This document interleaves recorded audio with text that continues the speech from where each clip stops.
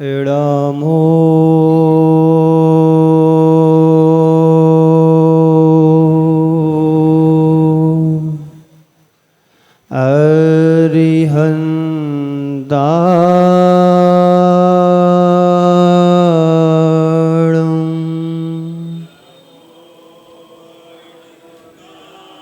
एड़मो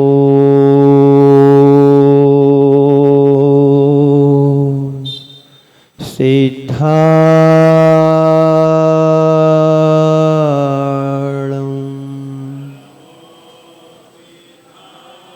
एड़मो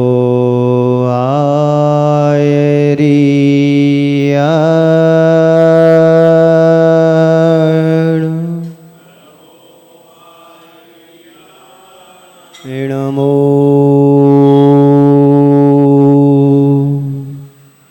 वज्रायाणम्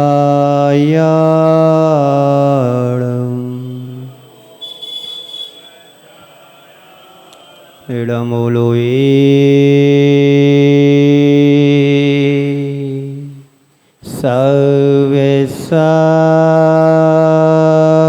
सव्यसाहोणम्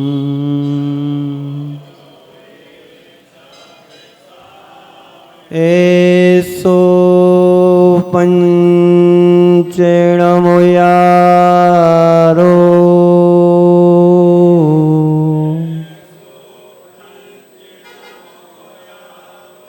सब पावपणाशिणो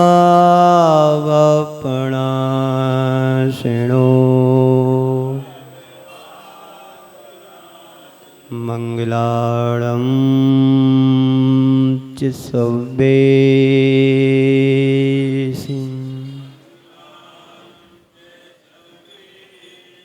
पड़वं होई मंगलम्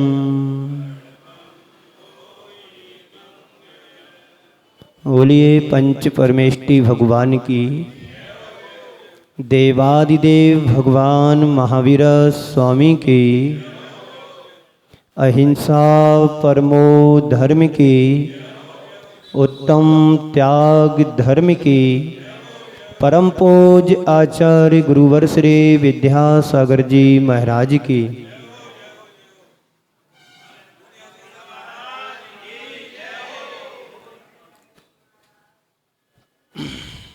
ओम शांति।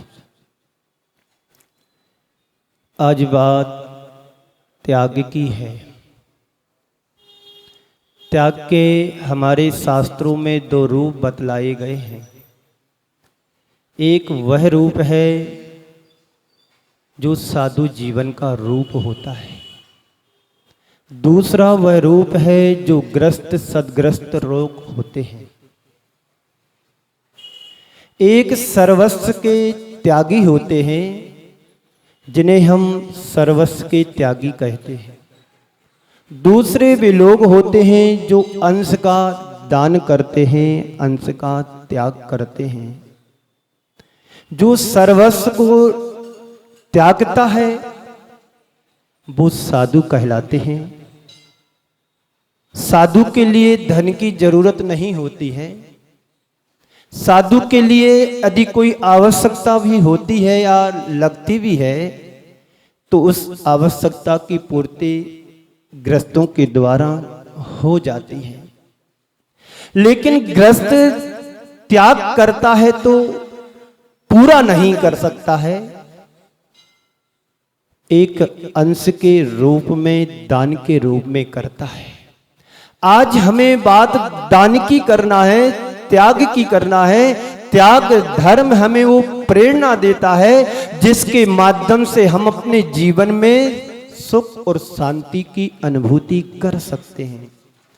हम प्रकृति के नियम को देखें। वृक्ष में फल लगता है, समय पाकर के छोड़ देता है, त्याग करता है। गाय घास खाती है, दूध बना करके हमें लौटा देती है। यदि गाय से दूध ना निकाला जाए तो दूध अपने आप झड़ने लगता है, उसको पीड़ा होने लगती है। भोजन करें और मल का विसर्जन ना हो तो कैसा लगेगा? पीड़ा होगी। श्वास ले और छोड़े नहीं तो घुटन होती है। कभी करके देखा? श्वास को छोड़ दिया, अब लेना नहीं है। श्वास को अंदर ले लिया, अब छोड़ना नहीं है, तो क्या परिस्थिति होती है तुम्हारी? बस जीने और मरने की नौबत जैसी आ जाती है। भोजन किया है तो मल का विसर्जन होना ही होना है। श्वास ली है तो छोड़ना ही छोड़ना है।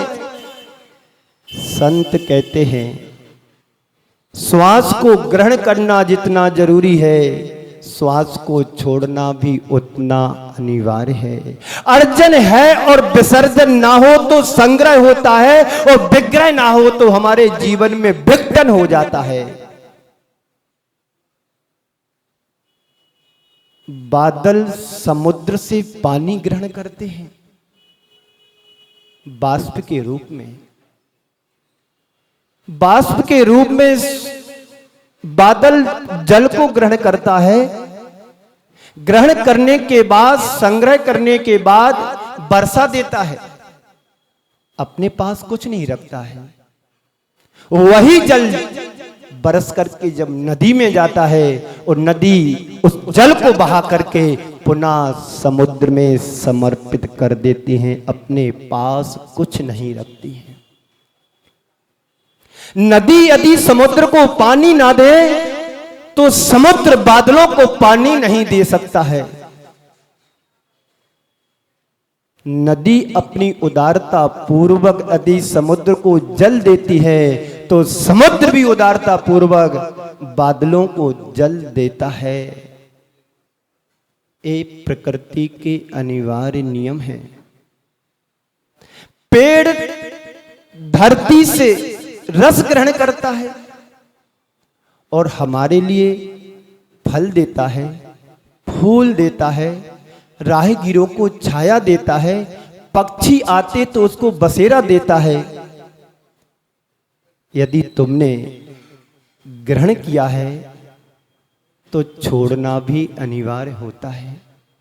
धरती ने एक बार वृक्ष से कहा, वृक्ष मैं तुझे रस देती हूं और तू रस सबको यूं ही लुटा देता है, बर्बाद कर देता है। तू अपने पास रस को रखा करे, किसी को मत दिया करे। वृक्ष बोला, मां मैं ऐसा नहीं कर सकता हूं, मैं देता हूं तभी तो फलता और फूलता हूं। देने में ही मुझे सुख और शांति की समृद्धि की सुख और शांति समृद्धि मुझे प्राप्त होती है। वृक्ष की इस बात को सुनकर के धरती रूठ गई और धरती ने रस देना बंद कर दिया। वृक्ष के सारे पत्ते सूख करके झड़ गए। वृक्ष की इस हालत को देख करके धरती मां ने पुनः कहा कि देख, अभी तू अपनी हालत को देख और अभी भी तू संभल जा।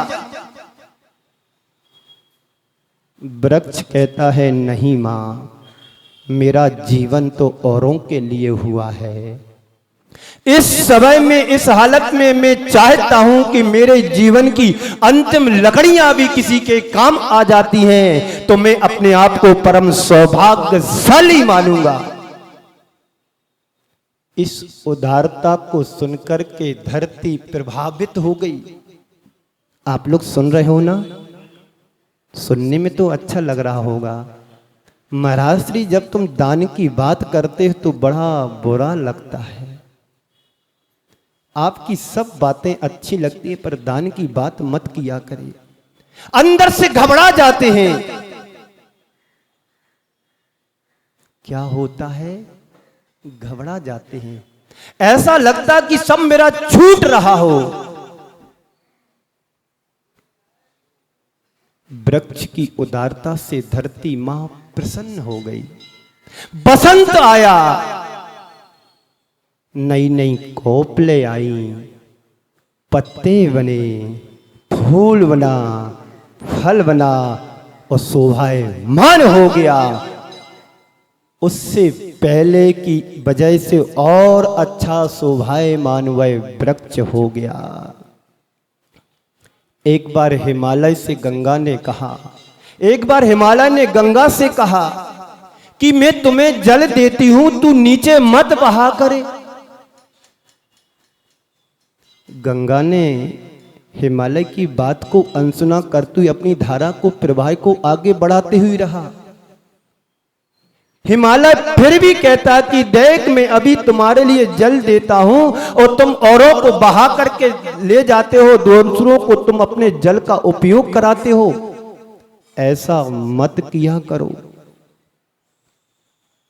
गंगा ने विनम्रता पूर्वक कहा, मेरा जन्म तो लोक कल्याण के लिए हुआ है, मैं यह नहीं रुक सकती, यहां नहीं ठहर सकती हूं। गंगा वहां से निकली और निकल करके प्यासी सूखी धरती की प्यास को बुझाती हुई, नगर वासियों को जल का दान करती हुई आगे बढ़ती गई और वह गंगा सागर में जाकर के विशाल सागर का रूप ले लेती है।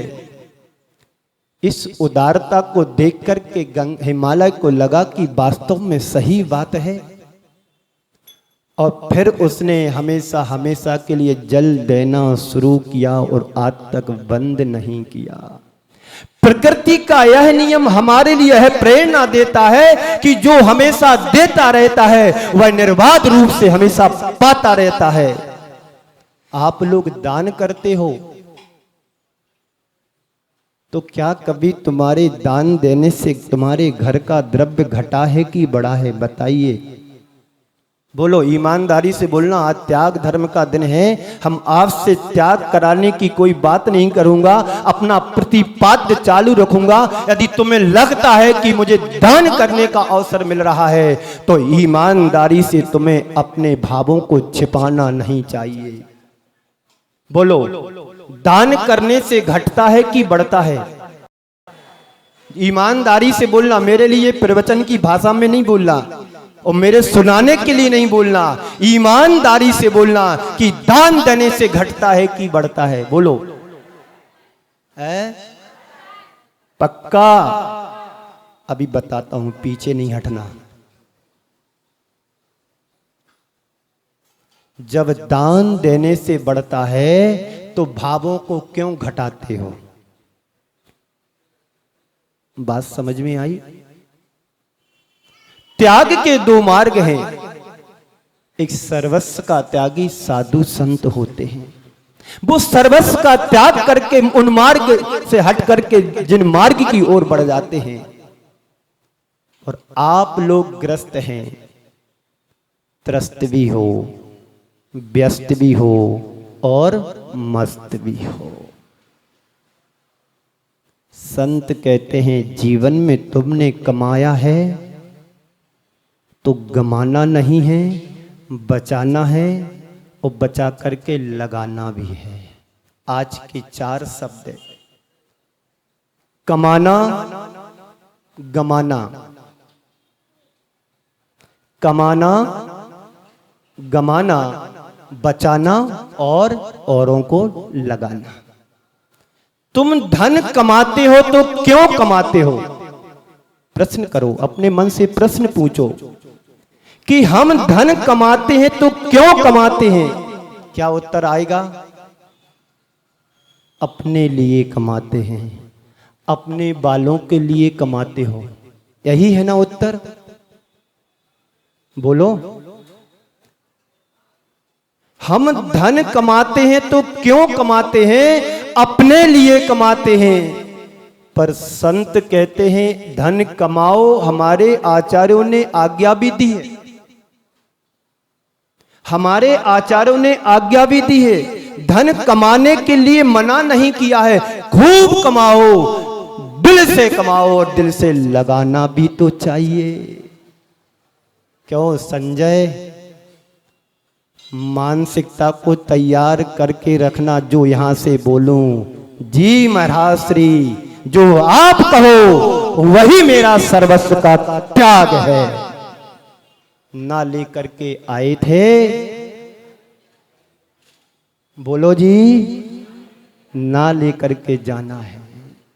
कमाते हो तो किस लिए कमाते, अपने मन से तो पूछो। सुबह से शाम तक और शाम से देर रात तक बस एक ही धुन लगी रहती है, पैसा पैसा, सिर्फ पैसा। यही है ना बात। आशीर्वाद भी है, खूब कमाओ। कमाना है, किस लिए कमाना है, मन से पूछो। संत कहते हैं कमाओ, जरूरत के लिए कमाओ, बचे तो जरूरतमंदों के लिए भी लगाओ। बात समझ में आ रही है? त्याग की बात है। ग्रहण तो आप करते हैं, पर त्याग करने में बड़ा तकलीफ होती है। पर संत कहते हैं बिना त्यागे तुम्हारे जीवन का उद्धार और कल्याण होने वाला नहीं है। त्यागोगे तो सर्वस्व के अधिकारी बनोगे और संग्रह करोगे, समुद्र की तरह तुम खारे बने रहोगे। किसी ने पूछा, नदी का जल मीठा क्यों होता है और समुद्र का जल खारा क्यों होता है? आपके मन में भी प्रश्न आ सकता है। सुन रहे हो ना? नींद तो नहीं आ रही है?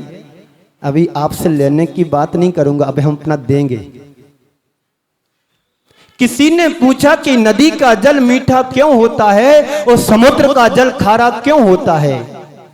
उत्तर ये दिया गया, नदी अपने पास कुछ भी नहीं रखती है, जो कुछ होता है सब बहा करके सबको दे देती है, बांट देती है, इसलिए वहां जल मीठा होता है। और समुद्र सारा संचय करके रखता है, संग्रह करके रखता है, तो इसलिए खारा होता है। बात समझ में आई?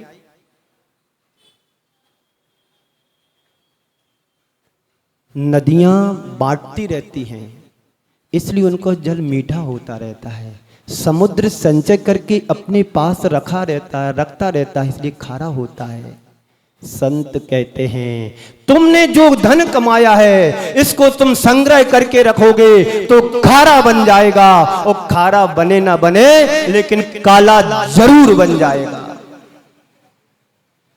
और धन को संग्रह करके बांटते रहोगे, विग्रह करते रहोगे, तुम्हारा धन दुगना होगा और धन में मिठास बनी रहेगी। जोड़े हुए धन का तुमने विग्रह नहीं किया तो समझ लेना तुम्हारा धन तुम्हारे लिए दुख का कारण बन जाएगा।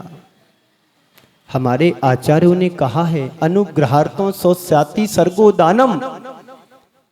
हमारे द्वारा जोड़े हुए धन का 100 और पर के कल्याण के लिए दिया हुआ दान ही धर्म है और त्याग की श्रेणी में आता है। 100 का कल्याण, पर का कल्याण तो दिखाई देता है कि हमने किसी दूसरे का सहयोग किया, दान के रूप में दिया है, तो उसका बिगड़ा हुआ काम बन जाता है, उसकी बीमारी के लिए धन लग जाता है तो स्वस्थ जीवन बन जाता है। और यदि किसी बच्चे को पढ़ाई में लगा दिया तो उसका जीवन खड़ा हो जाता है। पर 100 का कल्याण कैसे होगा? तो कहते हैं हमारे यदि त्याग करने से, दान देने से हमारे अंदर की आसक्ति खत्म होती है। जितना तुमने दिया है उतने धन के प्रति तुम्हारा मोह छूट जाता है। ये 100 का कल्याण कहा गया है। इसलिए अनुज्ञार्थम सौस्याति सर्गो दानम, ये हमारे आचार्यों ने 2000-2500 वर्ष पहले कहा है। क्यों कहा है? आचार्यों को क्या जरूरत थी तुम्हें उपदेश देने की? तुम कमाओ तो तुम जानो और गमाओ तो तुम जानो। उन्हें तो अपना आत्मा का उद्धार करना तो उनका तो हो गया, लेकिन नहीं, आचार्यों का मानना होता है यदि हमारे उपदेश से यदि किसी का कल्याण निहित होता है तो निश्चित होना चाहिए। यही धर्म का सार है। सर्वस्व को त्यागने का नाम ही तो धर्म है। इस सर्वस्व को पहचानो, सर्वस्व की अवस्था को समझो। धन जोड़ते जोड़ते जिंदगी हमारी पूरी हो गई, लेकिन उसके साथ हमारा योगदान क्या रहा? यहां पर बड़े धनाढ्य लोग बैठे होंगे, धनपति लोग कुबेर की तरह बैठे होंगे। यदि उनके जीवन में यदि उदारता का रूप नहीं होगा तो समझ लेना कि हमारी दुर्दशा कैसी होगी। एक कंजूस सेठ था,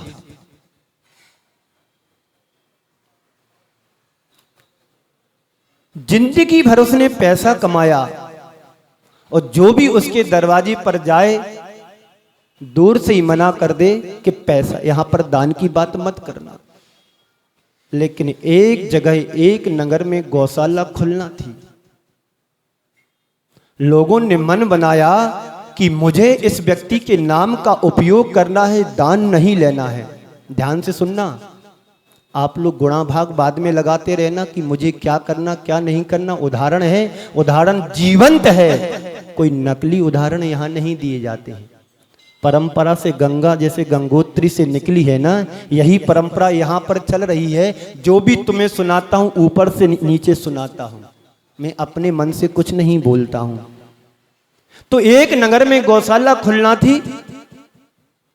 उस वह सेठ था, धनाढ्य था, अपार संपदा का स्वामी था, पर धर्म कर्म से बहुत दूर रहता था। लोगों ने मन बनाया, कमेटी ने कि गौशाला खोलना है और एक सेट के लिए 5 लाख रुपए चाहिए। आज से 20 साल पुरानी घटना है।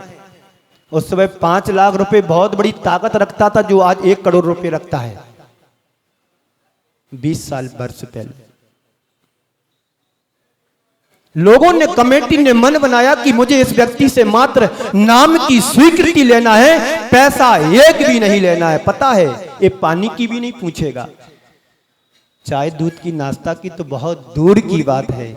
हुआ ऐसा ही, जैसे उसको झनक लगी कि आज यहाँ गांव के सदस्य कमेटी के लोग दान चिट्ठा के लिए हमारे घर आ रहे हैं, तो उसने कह दिया जो भी आए मेरे पास दान मान की बात मत करना, मैं 1 रुपया भी नहीं दूंगा। लोगों ने कहा जैसी पहुंचे, उसने बैठने तक की नहीं पूछी, पानी की तो दूर की बात। तो हाथ जोड़ के कमेटी के लोग कहते हैं बाबूजी मुझे दान नहीं चाहिए, मुझे आपके नाम का काम चाहिए। नाम का काम कैसे? बस तुम्हारा मैं इस पेपर पर नाम लिखता हूं और आपकी एक राशि लिखता हूं 2,11,000 रुपए। 5 लाख रुपए चाहिए थे। देखो आप हमारे साथ गड़बड़ी मत करना, मैं 1 रुपया भी नहीं दूंगा। आप नाम लिखो ना लिखो मुझे कोई परवाह नहीं है, पर मेरा नाम के आगे तुम पैसे लगोगे, कल तुम मेरे पास मांगने आ जाओ, मैं कभी नहीं दूंगा, कतई नहीं दूंगा। आप मुझे एक एप्लीकेशन लिख करके दो कि मैं पैसे नहीं मांगूंगा, नाम का उपयोग कर रहा हूं। उन सब ने मिलकर के एक एप्लीकेशन बना करके दी, मैं आपके नाम का उपयोग करना चाहता हूं और आपसे मुझे 1 रुपया भी नहीं लेना है। नाम लिख लिया और राशि भी लिख ली। नगर का मुखिया है, धनाढ्य लोगों में उसकी गिनती आती है, पैसा वाला व्यक्ति है। लोगों के पास जब जब गए, जहां जहां गए, उस दिन इसने 2.5 लाख रुपए दिए। ये तो कभी 1 रुपया नहीं देता है। चलो उसने यदि 2.5 लाख रुपए दिए हैं तो हमारे 1.5 लाख रुपए लिख लो, हमारा 1 लाख रुपए लिख लो, हमारा 51,000 रुपए लिख लो, हमारे 5 लाख रुपए लिख लो। पूरे दिन भर में 10 से 20 लाख रुपए इकट्ठा हो गया। कितना हो गया? 20 से 25 लाख रुपया पूरे दिन भर में इकट्ठा हो गया। जब दूसरे दिन उसके घर पहुंचे, इसके पहले उसके फोन पर घर पर बधाई आने लगी। क्या बात है सेठ साहब, आपने तो कमाल कर दिया, आपने तो इतना बड़ा योगदान और दान दे करके आपने तो अपने जीवन को धन्य कर लिया। सुबह से लेकर के शाम तक सैकड़ों बधाइयां आना शुरू हो गई। जब ये लोग दूसरे दिन पहुंचे, आते ही लोगों को देख करके कहा कि आइए साहब, बैठिए साहब, बैठिए साहब, पधारो साहब, पधारो साहब, बैठो साहब, बैठो साहब। जो कल बैठने की बात नहीं पूछता था, आज उसने चाय और नाश्ता की व्यवस्था पहले से तैयार करके रखी थी कि कमेटी के लोग आएंगे।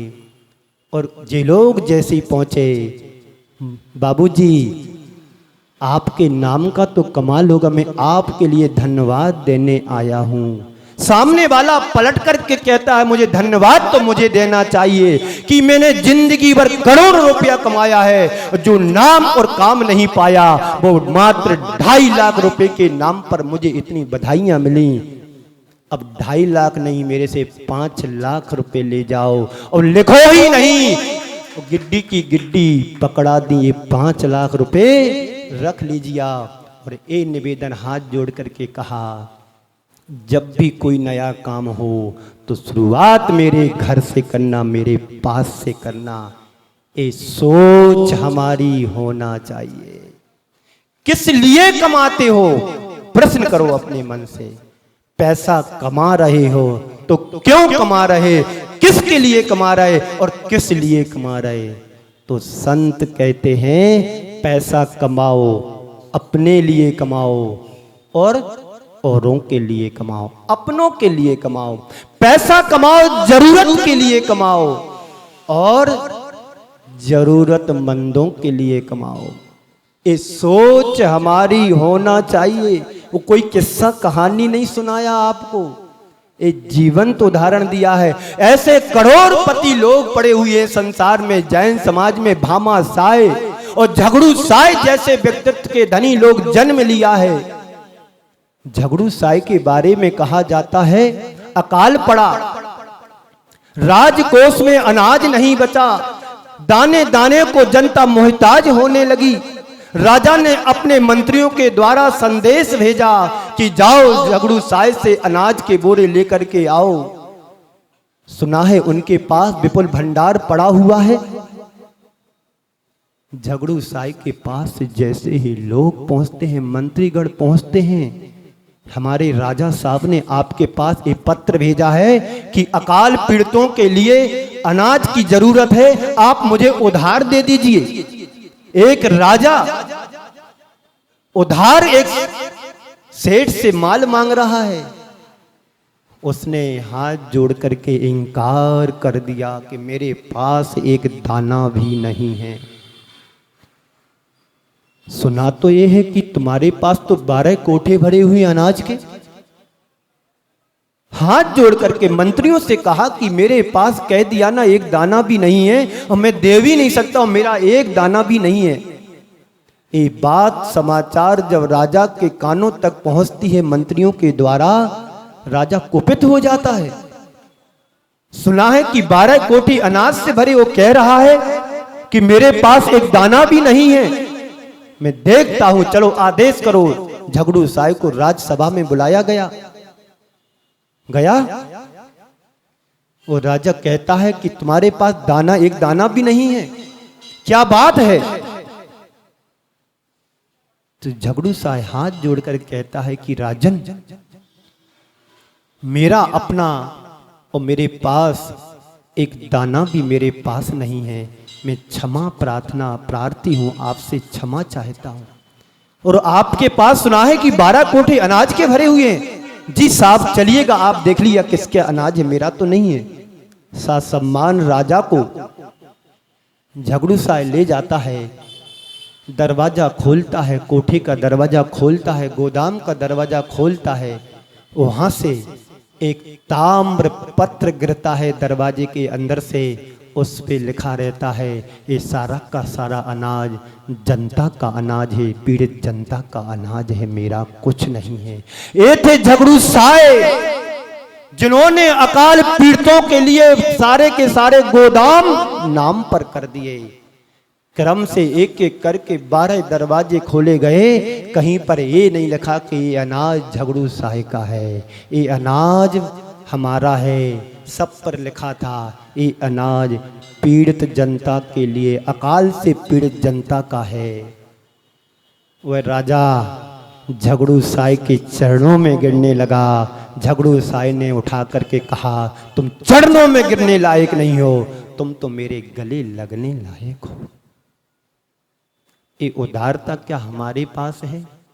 हम अपने लिए तो व्यवस्था बना लेते हैं, साल भर की व्यवस्था बना लेते हैं कि पता नहीं अगले साल गेहूं आया कि नहीं आया, चने की दाल मिली कि नहीं मिली, चावल मिला कि नहीं मिला, बारिश हुई कि नहीं हुई। महीनों की, साल भर की, 2-2 साल की व्यवस्था बना के रखते हैं। क्या हमारी इतनी उदारता नहीं है मानवता के कल्याण की रक्षा के लिए मैं कुछ कर सकूं? प्राणी मात्र के लिए मैं क्या दे सकता हूं? जो तुम्हारा रूखा सूखा घास और भूसा खा करके तुम्हें मिश्रित दूध देती है, मीठा दूध देती है, उस गाय के लिए मेरे पास यदि 25,000 रुपए नहीं है तो तुम्हारा जीवन धिक्कार है। कहां ले जाओगे पैसे कमा करके? बस पैसे कमाते हो, गमाने के लिए कमाते, सुरा सुंदरियों में खर्च करने के में गमाते हो और बिस्नों में लगाते हो, ड्रिंक बार में जाकर के पैसा बर्बाद करते हैं। ये पैसे का दुरुपयोग है। संत कहते हैं पैसे का सदव्यय करो, सदुपयोग करो। कमाओ पर गमाओ नहीं। नष्ट तो वैसे ही होना है, तुम नहीं लगाओगे तो क्या होगा? हमारे आचार्यों ने कहा है गृही दानेन शोभिते। क्या कहा? गृहस्थी की शोभा दान में है। वह श्रावक 2 कौड़ी का नहीं, वह गृहस्थ 2 कौड़ी का नहीं जिसके पास 2 कौड़ी है। सुन रहे हो ना? 2 करोड़ की बात नहीं की मैंने। वो ताकत रखते हैं, 10-10 करोड़ के फ्लैट खरीदने की ताकत है, किसी को 10,000 रुपए देने की ताकत कहां गई तुम्हारी? बोलो। वो ग्रस्त 2 कौड़ी का नहीं जिसके पास 2 कौड़ी है, वो साधु 2 कौड़ी का नहीं जिसके पास 2 कौड़ी है। इसी का नाम सर्वस्व का त्यागी और अंश का दान। तो झगड़ू साई ने सारा अनाज किसके नाम पर रखा था? ये हमारे समाज के गौरव हैं। भामा साई भी जैन समाज में एक ऐसी प्रतिभा के धनी हुए हैं। अकाल के समय में उन्होंने सारा का सारा अपना खजाने खोल दिए थे। ये मेरा नहीं है, अकाल पीड़ित जनता का है और जनता के लिए मैं तत्पर हमेशा रहूंगा। ये उदाहरण जैन समाज के लिए गौरवान्वित करती है। और आप लोग भी अपने द्रव्य का सदव्यय करते हैं, इसलिए तो मंदिर में बैठे हैं। बोलो, गलत तो नहीं बोल रहा हूं? बिना दान के कल्याण होने वाला नहीं है। गृही दानेन शोभिते, ग्रस्त की शोभा दान में है। अनुग्रहात्म सोस्याति सर्गो दानम, शौक और पर के कल्याण के लिए दिया गया धन का त्याग ही दान है। यह दान ही सच्चा धर्म कहा गया है। एक सेठ साहब थे, बहुत व्यापार में व्यस्त रहते थे। एक बार उनके नगर में एक संत का आगमन हुआ। संत बड़े पहुंचे हुए संत थे। उनके प्रवचनों से सब लोग प्रभावित हो रहे थे। उनकी जो धर्म पत्नी थी, बहुत धर्मपरायण स्त्री थी, धर्मात्मा थी। उसके लिए एक चिंता सताती थी कि सबके पतिदेव प्रवचन सुनने आते हैं, पर मेरा पतिदेव कैसा अभागा है कि वो मंदिर में संत के प्रवचन सुनने नहीं आता। यहाँ कितने के पति आए प्रवचन सुनने? उनकी बात नहीं कर रहा हूं, जो नहीं आता उनके लिए बोल रहा हूं। उस महिला के लिए एक चिंता सता रही थी कि मेरा पति जैसे बने तैसे एक बार संत के प्रवचन सुन ले, मुझे विश्वास है प्रवचन का प्रभाव उसके ऊपर पड़ेगा ही पड़ेगा। घर जाकर के पत्नी ने अपने पतिदेव से कहा, ओ जी मेरी एक अनुरोध आप स्वीकार करिएगा। क्या बोलती है? बोल। रोज बोलती रहती है, कुछ काम की बात तो बोलती नहीं। यहां चलो वहां चलो। अरे सुनो जी, गुस्से क्यों होते हो? अच्छी बात के लिए तो बोल रही हूं मैं। देखो अपने यहाँ संत आए हुए हैं, बहुत अच्छा प्रवचन करते हैं। मात्र मेरा निवेदन है कि एक बार आप उनके प्रवचन सुनो, मुझे तसल्ली हो जाएगी, हृदय से संतोष होगा, सुख शांति मिलेगी। पति देव ने पत्नी की बात को स्वीकार कर लिया। अगले दिन संत का प्रवचन सुनने के लिए दोनों पहुंचे। उस दिन का प्रवचन था दान के ऊपर। आपके लिए नहीं बोल रहा हूं, पुरानी बात सुना रहा हूं।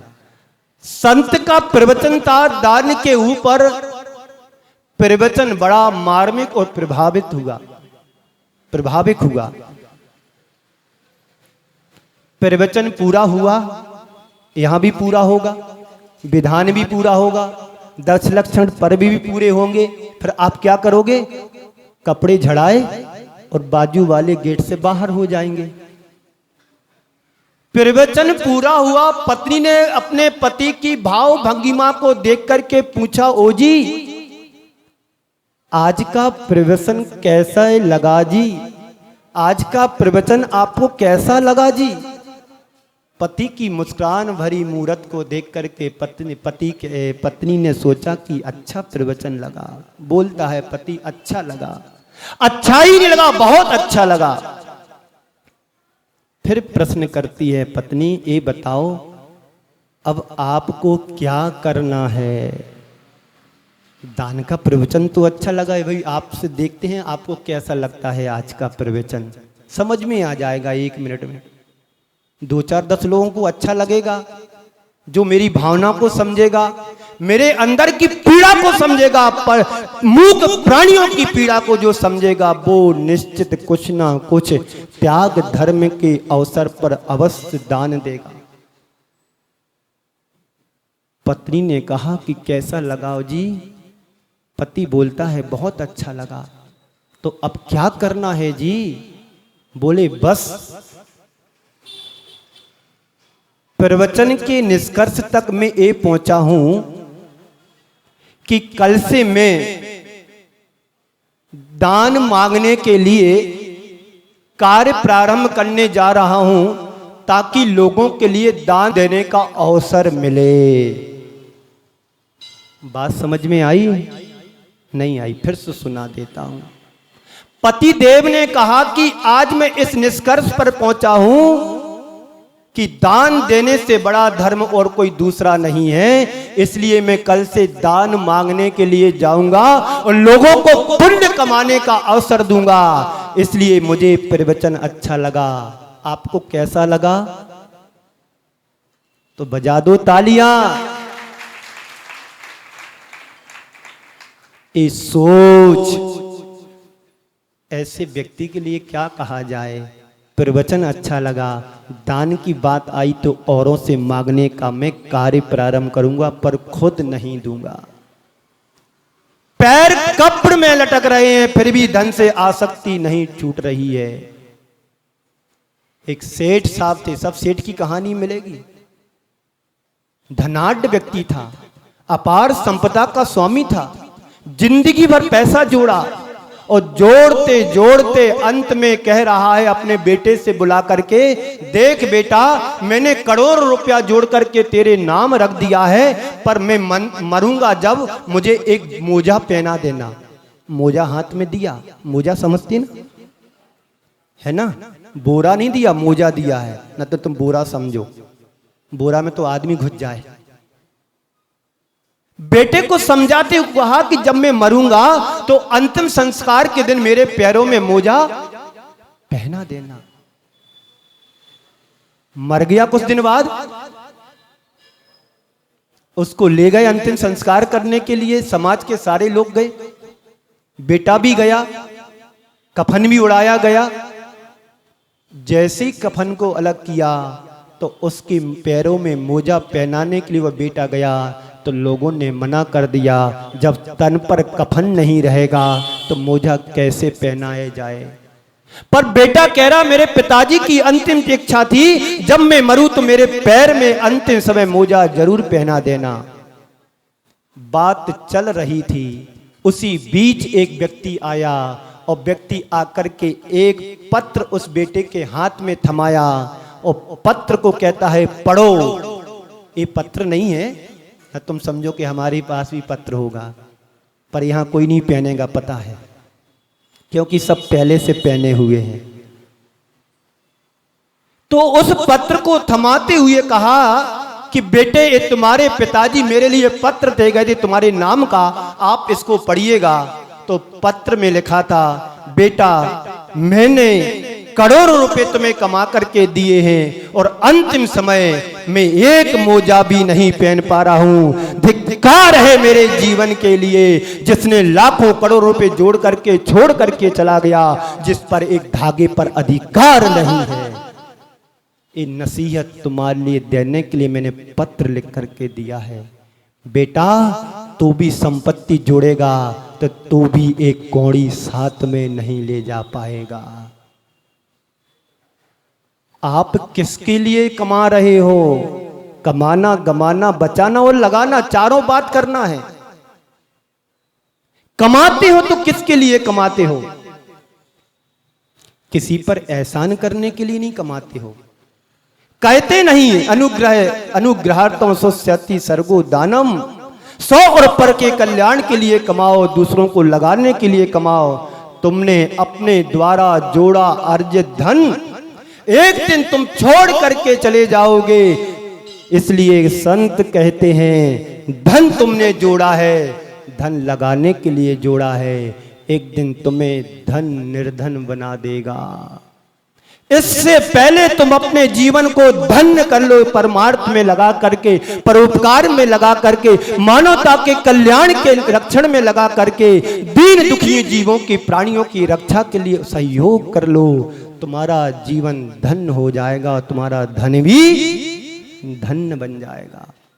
कमाते हैं, पैसा कमाना तो दिखाई देता कि आज मैंने 2 करोड़ रुपए की प्रॉपर्टी तैयार कर ली, पर तुम्हें ये नहीं दिखता कि 2 करोड़ के साथ मेरे साथ पाप कितना आया है। पाप को साफ करने के लिए तो दान की प्रेरणा दी जाती है। दी जाती कि नहीं दी जाती? बोलो।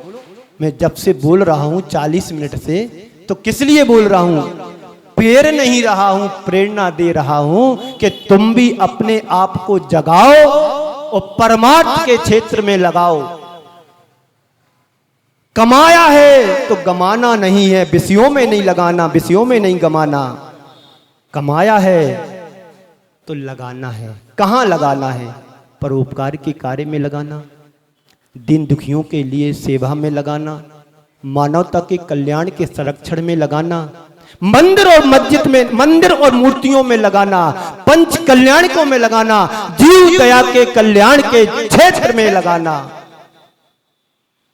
लगाओ, खूब लगाओ, खूब कमाओ, पर गमाओ नहीं। बचाओ, अपने लिए बचाओ, अपनों के लिए बचाओ, अपनी जरूरत के लिए बचाओ, जरूरतमंदों के लिए बचाओ, अपने कल्याण के लिए बचाओ, पर के कल्याण के लिए बचाओ। सांस जिस दिन तुम्हारी रुकेगी, सारा धरा रह जाएगा। ये पता है कि नहीं?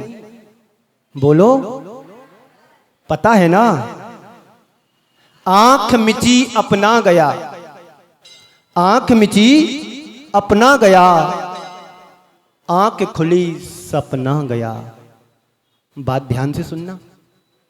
आंख मिची अपना गया, आंख खुली सपना गया।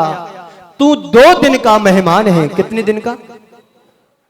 तू 2 दिन का मेहमान है। सांस रुकी दफना गया, सांस रुकी दफना गया। बस इतनी सी कहानी है, समझने की जरूरत है।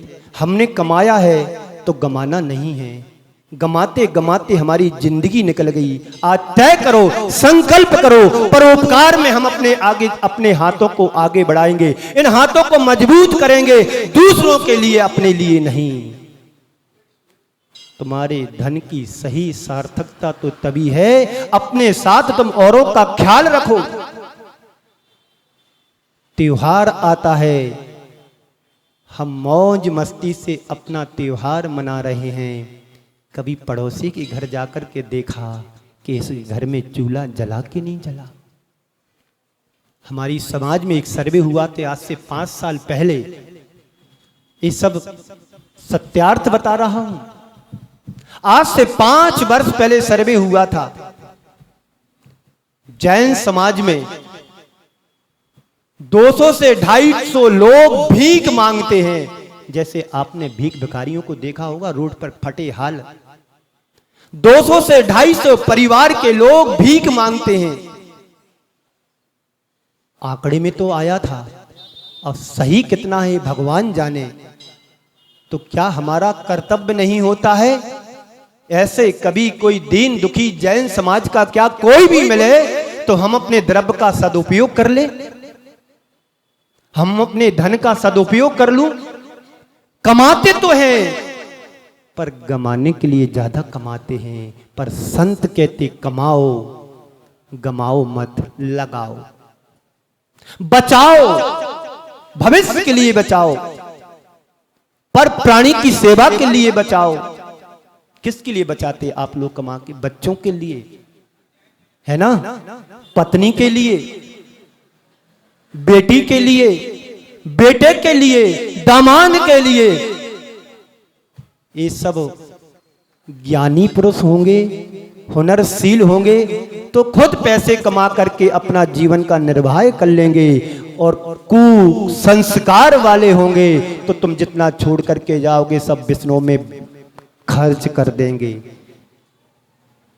पाप से कमाया और तुम भोग करके जा रहे हो लेकर के पाप, और बचे हुए द्रव्य को पाप में जाएगा तो जिंदगी क्या कहो, भव भवांतर तुम्हारे पाप में ही चलेंगे।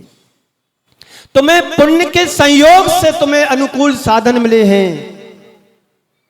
इन साधनों का दुरुपयोग नहीं करना। पुण्य के संयोग से तुमने पैसा कमाया है, इनको पाप व्यसनों में खर्च नहीं करना। कमाया है तो गमाना नहीं है, बचाना है। और बचा के क्या करना है? दूसरों के परोपकार के क्षेत्र में लगाना, परमार्थ के क्षेत्र में लगाना, और जहां जरूरत है वहां पर लगाना, जहां दान की आवश्यकता हो वहां पर मालूम करके लगाना। तो समझ लेना कि हमारा कमाना सही सार्थक है, वरना सब पाप में जाना ही जाना है। बोलो क्या करना है, क्या नहीं करना है? थोड़ा सा जीवन मिला है, सारा जीवन कमाने में लगा दिया, साथ में गमाना भी लगा हुआ है। पर ऐसा नहीं है, एकांत से आप अच्छी तरह अच्छी जगह लगाते भी हैं। पर कहने का तात्पर्य है कि कमाते हो पर विष्णु में गमाने से बचो। पैसा बचा करके उन प्राणियों की सेवा में लगाओ, जिससे तुम्हारा धन धन्य हो जाए, तुम्हारा जीवन भी धन्य बन जाए। नहीं तो एक दिन कंगाल तो होना ही होना है। तन का वस्त्र भी तुम्हारे साथ जाने वाला नहीं है। इस सच्चाई को समझो और जानो। बात समझ में आ रही जी? सुन रहे हो जी? समय आपका हो रहा है, बस अंतिम पड़ाव पर मैं चल रहा हूं। जैसे कि अभी पंडित जी ने आप सबके लिए कहा था, इसके पहले मैंने ऊपर कमरे में 4-5 लोगों से कहा था कि आज त्याग धर्म का दिन है, और त्याग धर्म के दिन हम सबके लिए मूक प्राणियों के लिए खुले दिल से दान देना चाहिए। पूज्य गुरुदेव आचार्य गुरुवर श्री विद्यासागर जी की परम आशीर्वाद और अनुकंपा से मूक प्राणियों के लिए पूरे भारत वर्ष में 500 से ज्यादा गौशालाएं चल रही हैं, जिनमें लाखों पशु आश्रय पा रहे हैं और जीवन दान पा रहे हैं। रोज करोड़ों करोड़ों पशु मौत के घाट उतारे जाते हैं और हमारी आंख बंद रहती है।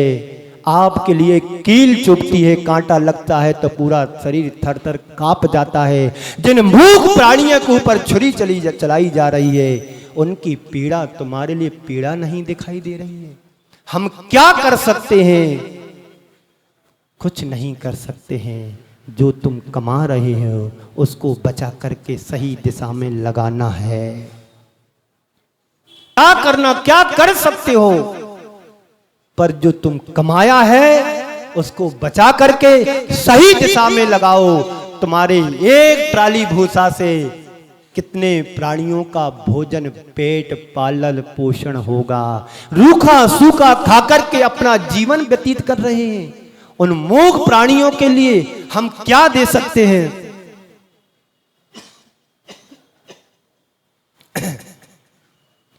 कम से कम इतनी उदारता तो हमारे जीवन में होना चाहिए कि हम सब कुछ नहीं दे सकते हैं तो कम से कम एक ट्राली भूसा का तो योगदान दे सकते हैं। हम एक बोरा गेहूं ना खरीदें, एक बोरा चावल ना खरीदें, तो कम से कम उतना भूसे में तो पैसा दे सकते हैं। गरीब से गरीब व्यक्ति यदि 1 रुपया भी देता है तो वो 1 रुपया उसका 1 लाख के बराबर माना जाता है। हम दान के क्षेत्र में समाज, हमारी जैन समाज सबसे अग्रणी समाज मानी जाती है। कहीं पर कोई काम और जरूरत पड़ती है तो सबसे पहले जैन समाज आगे आकर के हाथ ऊंचा करती है, मेरा लगे, मेरा लगे, मेरा लगे। उसी उदारता का परिचय देते हुए हम सबको आगे आना है। पूज्य गुरुदेव की अनुकंपा और आशीर्वाद से गौशाला निर्बाध रूप से चल रही है। पूज्य मुनि श्री प्रमाण सागर जी महाराज के मंच से प्रति वर्ष 2 से 5 करोड़ रुपया गौशाला के लिए जाता है। कौन देता? महाराज अपने जेब से देते होंगे क्या? बोलो। सब आप लोग जाते हैं, उदार मना मन से दान देते हो, त्याग करते हो। आज का दिन त्याग धर्म का दिन। गुढ़ाए तन में कम से कम 50 शांति धारा हुई होंगी और सबने बढ़ चढ़ करके त्याग किया होगा। और आज जितना भी इकट्ठा हुआ होगा, ऑनलाइन तो इतना पैसा बरसता है वहां पर जिसकी कोई सीमा नहीं। आप लोग भी मेरी यदि बात को सुन रहे हो, एक भी परिवार खाली ना रहे जो हमारा मूक पशुओं के लिए दान ना निकले। एक साड़ी कम खरीदना, एक दिन भोजन शाम को नहीं करना, एक दिन दूध मंगा करके चाय नहीं पीना, एक दिन सब्जी मंगा करके सब्जी नहीं खाना, एक दिन एक बार का भोजन खा करके रह जाना। पर आज के दिन मूक प्राणियों के लिए हम थोड़ा सा अपना घर से निकाल करके लगा देना। अपनी क्षमता को नहीं छिपाना और क्षमता का उल्लंघन भी नहीं करना, इतना जरूर ध्यान रखना। यदि तुम्हारी एक ट्राली देने की क्षमता है, 1 दो, 2 दो, 5 दो, 11 ट्राली दो, क्या जाएगा तुम्हारा? 1 साल और कमा लेंगे। ये समझ लेना कि बाढ़ आ गई, चला गया मेरा। एक बार ऐसा हुआ, एक व्यक्ति को 90 लाख रुपए का घाटा लगा। व्यापार कपड़े का करता था। एक व्यक्ति के लिए 90 लाख रुपए का घाटा लगा। सत्य घटना है, कुछ सा कहानी नहीं सुना रहा हूं, सुन करके आऊं वो उगल रहा हूं। एक व्यक्ति के लिए व्यापार में 90 लाख रुपए का घाटा लगा। यहां पर भी कोई बैठा होगा, 10-20 लाख का घाटा, 30 लाख का घाटा, 50 लाख का घाटा वाला यहां पर भी होंगे। एक व्यक्ति आया था 2 महीने पहले, महाराज श्री आशीर्वाद दो, मैंने 30 लाख रुपए एक मकान खरीदने में दे दिए व्यापारी के लिए, अब वो पैसे नहीं लौटा रहा। गई भैंस पानी में। मेरे से पूछ के दिया था, मेरे से पूछता तो मैं पहले यही कहता, पहले मकान कब्जे में करो फिर पूरे पैसे गिन दो एक साथ। और मांग रहा है कि मेरे पैसे पूरे करो नहीं तो मकान नहीं दूंगा। कह रहा मुझे अब लोन लेना है, बैंक से मकान के पैसे चाहिए। ऐसी मूर्ख लोगों को कौन समझाए। तो मैं क्या बोल रहा था, एक व्यक्ति को 90 लाख रुपए का घाटा लगा और 11 लाख की बोली ले ली उसने। लोगों ने उलाह ना दी, तू मूर्ख हो गया क्या, पागल हो गया क्या, 90 लाख का घाटा सामने। क्या जवाब दिया उसने, सोचिए आप भी जवाब नहीं दे पाओगे। आप सोचो कि मेरे 90 लाख चलेगा, मेरे 90 लाख चलेगा, मैं तो कंगाल हो गया, मैं तो बर्बाद हो गया, मैं तो पता नहीं अब मरने की नौबत आ गई। यही सोचोगे। जिसकी दुर्बुद्धि होगा वो यही सोचेगा, कुबुद्धि होगा वो यही सोचेगा। पर उसकी सोच देखो, 90 लाख का घाटा लगा है ना, मैं समझूंगा 1 करोड़ का घाटा लगा है। राउंड फिगर 1 करोड़ का घाटा लगेगा। यही होगा ना, दान के क्षेत्र में जब भी मौका आए पीछे नहीं हटना। शक्ति तस् त्यागः और शक्ति तस् तपः। जब भी अवसर आए, जब भी मौका आए, योग बना है, धन का प्रयोग कर लेना, जीवन धन हो जाएगा। क्या चाहते हो तुम? नहीं महाराज, अब तो 11 लाख का घाटा लग गया, बहुत बड़ा। एक दिन एक माँ जी आई मेरे पास, महाराज श्री मैं पूजन के लिए घर से निकली थी और मेरी गले से किसी ने चैन छीन ली। मैं गिर गई, गिरते मरते मरते बची। पर वो महाराज बहुत मेहरबानी समझो मेरे जीवन की, पर वो नकली थी। ऐसे तो तुम दे दोगे। झारखंड में रामगढ़ है, पिछले साल पंचकल्याणक हुआ था 20 मई से 25 मई तक। वहां पर मेरा मुनि श्री प्रमाण सागर जी साथ प्रवास था पंचकल्याणक के समय।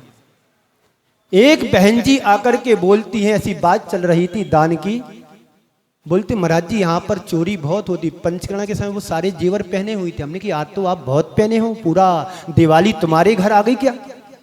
नहीं महाराज श्री बहुत संभल के रहना पड़ता। क्या होता? बोले एक दिन मेरे सामने एक लड़का आया, युवा आया, 2-3 ऐसे मुंह पर पट्टी मट्टी बांधे, आंख मात्र दिख रही, और पिस्तौल मेरे सामने लगा दी। दिन के 10 बजे की बात है, गली में। और उसने कहा कि जल्दी निकाल दे, नहीं तो तू यहां बचेगी नहीं। तो मैंने 5.5 डायमंड जड़ी चूड़ियां उसको उतार के दे दी, गले का हार भी। भैया जा, और चाहिए तो घर का एड्रेस और ले जा। बताओ, जान बची सो लाख उपाय। वो माँ यहाँ पर भी बैठी हैं, बोलती नकली चैन थी सो अच्छा हुआ सो बच गए। और भी महिलाएं कहती है महाराज श्री मेरा सारा जेवर तो लॉकर में रखा, उल्टे ब्याज के पैसे और देना पड़ते। बताओ, जब नहीं था तो तुम बेचैन रहते थे, और अब है तब भी तुम बेचैन रहते हो। ना पहन पा रहे हो, ना खा पा रहे, सुख से ना पहन पा रहे, ना रख पा रहे, बस चोरी के कारण लॉकर में रख दिया। ऐसा सोना चांदी किस काम का जो तुम उपभोग ना कर पाओ? इससे अच्छा तो दुकान वाले की दुकान पर रखा है, कम से कम उसके शोकेस की शोभा तो बढ़ा रहा है। तुमने खरीदा, पैसा भी गया, और मर गए तो वो भी चला गया, किसी को पता नहीं हुआ। तो मौका है आज, योग बना है दान करने का, तो प्रयोग कर लो द्रव्य का, तुम्हारा जीवन धन्य हो जाएगा।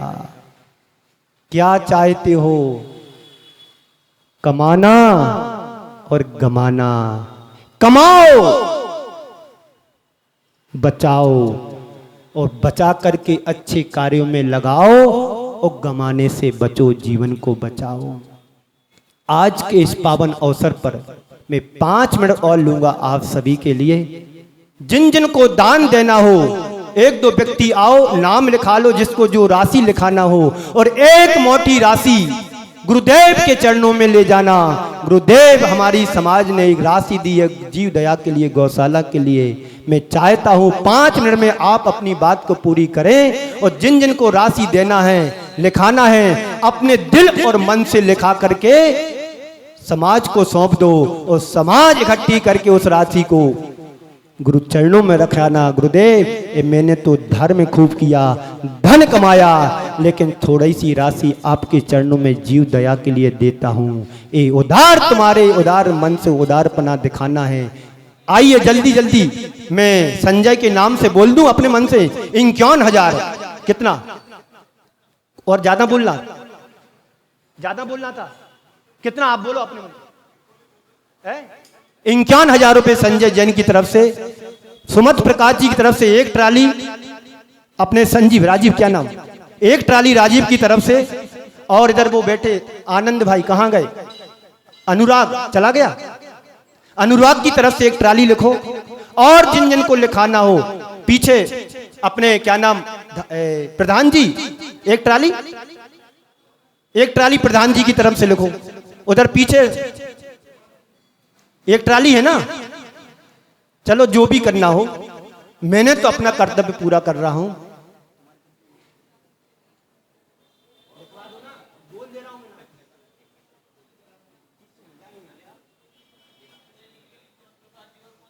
है सुमत प्रकाश जी हैं, राजीव भाई हैं, संजय भाई हैं, उधर प्रधान जी हैं, प्रधान जी की एक ट्राली, सुमत प्रकाश जी एक ट्राली, आनंद पाई का हिसाब होता है। और प्रमाण सागर जी के मंच से तो करोड़ों रुपया जीव दया में जाता ही जाता प्रति वर्ष है।